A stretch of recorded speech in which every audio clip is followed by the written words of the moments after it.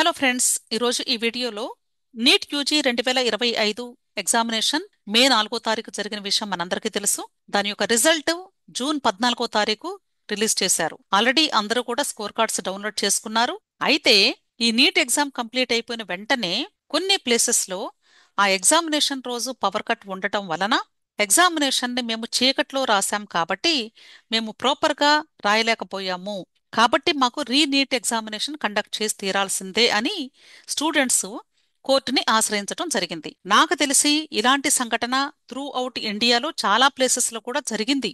కాకపోతే కొన్ని ప్లేసెస్ లో స్టూడెంట్స్ మాత్రమే కోర్టుని ఆశ్రయించడం జరిగింది. ముఖ్యంగా కోర్టుని ఆశ్రయించినటువంటి స్టూడెంట్స్ ఎవరు అంటే ఇండోర్ అండ్ ఉజ్జయిన్ ప్లేసెస్ లో. ఈ టూ ప్లేసెస్ లో కూడా స్టూడెంట్స్ మాకు చాలా ఇబ్బంది కలిగింది కాబట్టి మాకు రీనీట్ ఎగ్జామినేషన్ ఖచ్చితంగా కండక్ట్ చేసి తీరాల్సిందే అని ఫైట్ చేశారు. అయితే ఈ రెండు ప్లేసెస్ మధ్యప్రదేశ్ లో ఉన్నాయి కాబట్టి మధ్యప్రదేశ్ హైకోర్టు ఆర్డర్ ప్రకారంగా వీళ్ళకి రీనీట్ ఎగ్జామినేషన్ జరిగి తీరాల్సిందే అని వీళ్ళు ఆర్డర్ పాస్ చేయడం జరిగింది. అయితే అసలు టోటల్ గా ఎంతమంది స్టూడెంట్స్ కి ఈ ఎగ్జామినేషన్ కండక్ట్ చేయబోతూ ఉన్నారంటే 75 మంది స్టూడెంట్స్ కి. ఎందుకు కేవలం 75 మంది స్టూడెంట్స్ మాత్రమే అని మీకు డౌట్ వస్తే ఇక్కడ వీళ్ళు చెప్తున్న విషయం ఏంటంటే జూన్ 3వ తారీఖు అంతకంటే ముందు ఎవరైతే పిటిషన్ ని ఫైల్ చేశారో వాళ్ళకి మాత్రమే పర్మిషన్ ఇస్తున్నాము అన్నారు. అంతేగాని ముందు పిటిషన్ ఫైల్ చేసిన వాళ్ళని చూసి ఆ తర్వాత మరలా వరుసగా అంటే చాలా మంది స్టూడెంట్స్ కూడా ఫైల్ చేసి ఉండొచ్చు, కానీ అందరికీ పర్మిషన్ ఇవ్వము.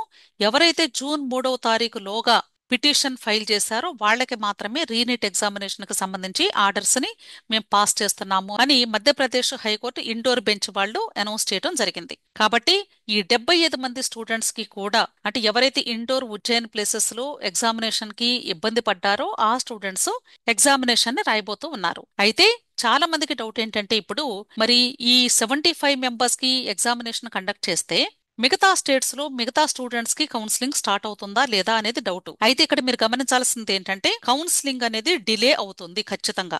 ఎందుకంటే వీళ్ళకి రీనీట్ ఎగ్జామినేషన్ కండక్ట్ చేస్తే వీళ్ళ యొక్క ఎగ్జామినేషన్ కండక్ట్ చేయాలి, ఆ తర్వాత రిజల్ట్స్ అనౌన్స్ చేయాలి, ఆ తర్వాత స్కోర్ కార్డ్స్ ని డౌన్లోడ్ చేసుకోవాలి. అయితే ఈ 75 మంది స్టూడెంట్స్ కి కూడా ఆల్ ఇండియా కోటా కౌన్సిలింగ్ లో పార్టిసిపేట్ చేసే హక్కు ఉంది కాబట్టి వీళ్ళు ఆల్ ఇండియా కోటా కౌన్సిలింగ్ లో పార్టిసిపేట్ చేయాలి అంటే ఖచ్చితంగా వీళ్ళకు వచ్చేటువంటి స్కోరు వీళ్ళకు వచ్చేటువంటి ఆల్ ఇండియా ర్యాంకు చాలా ముఖ్యం. కాబట్టి ఇండియాలో లేదా ఇతర కంట్రీస్ లో ఎవరైతే నీట్ ఎగ్జామినేషన్ అపీర్ అయ్యారో వాళ్ళందరూ కూడా వీళ్ళ యొక్క రీనీట్ ఎగ్జామినేషన్ కంప్లీట్ అయిపోయి రిజల్ట్స్ అనౌన్స్ చేసిన తర్వాత ఫ్రెష్ గా స్కోర్ కార్డ్స్ ని డౌన్లోడ్ చేసుకోవాల్సి ఉంటుంది. మీకు స్కోర్స్ అంటే మార్కులు అయితే మారవు, కానీ రిమైనింగ్ స్టూడెంట్స్ కి ఆల్ ఇండియా ర్యాంక్ మాత్రం ఖచ్చితంగా మారుతుంది. అర్థమైంది కదా. అయితే ఇక్కడ మీరు గమనించాల్సిన విషయం ఏంటంటే ఖచ్చితంగా కౌన్సిలింగ్ అనేది మనకి కొంత డిలే అవటం ఖాయం. ఎందుకంటే వీళ్ళకి ఎగ్జామినేషన్ డేట్ అనౌన్స్ చేయాలి, ఎగ్జామినేషన్ కండక్ట్ చేయాలి, ఆ తర్వాత రిజల్ట్స్ అనౌన్స్ చేయాలి, అప్పుడు మాత్రమే కౌన్సిలింగ్స్ స్టార్ట్ చేసే అవకాశం ఉంటుంది.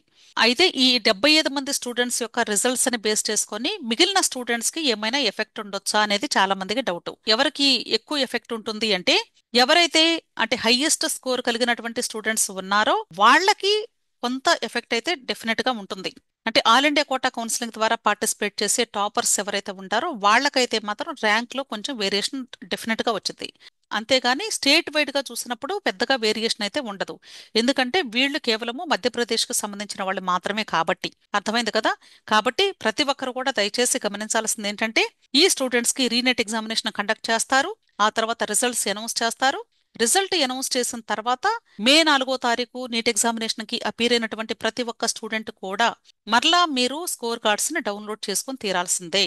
అప్పుడు మాత్రమే మీకు కౌన్సిలింగ్ స్టార్ట్ అయ్యే అవకాశం ఉంది. కాబట్టి మనకి కౌన్సిలింగ్ అనేది కొంత పోస్ట్ పోన్ అవుతుంది అని మాత్రం ఖచ్చితంగా చెప్పగలను. కాబట్టి మనందరం కూడా ఈ రీనీట్ ఎగ్జామినేషన్ డేటు అలాగే వాళ్ళ యొక్క రిజల్ట్ ఎప్పుడు అనౌన్స్ చేస్తారు అనే దాన్ని బట్టి మన యొక్క కౌన్సిలింగ్ ఉంటుంది. కాబట్టి మనందరం కూడా కొంచెం ఓపికగా వెయిట్ చేద్దాం. విష్ ఆల్ ది బెస్ట్ అండి. వీడియో నచ్చితే లైక్ చేయండి, మీ ఫ్రెండ్స్ కూడా షేర్ చేయండి, అలాగే నా ఛానల్ తప్పకుండా సబ్స్క్రైబ్ చేసుకోండి. Thank you.